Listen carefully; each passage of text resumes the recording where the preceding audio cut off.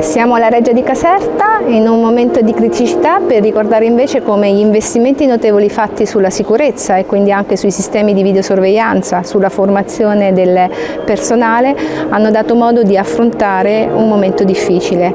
Grazie alla collaborazione con i carabinieri e quindi anche alla prontezza con cui è stata svolta un'indagine, nel caso di un furto di una piastrella del pavimento degli appartamenti reali è stato possibile non solo individuare il colpevole ma anche recuperare l'oggetto, il bene, per poterlo poi ricollocare.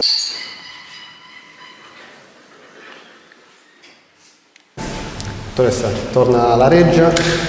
Grazie, soprattutto come monito per far capire che non solo c'è un sistema di videosorveglianza, ma abbiamo vicino le forze dell'ordine e che in ogni momento noi possiamo contare su di voi, soprattutto perché il danneggiamento al patrimonio culturale è comunque un reato grave.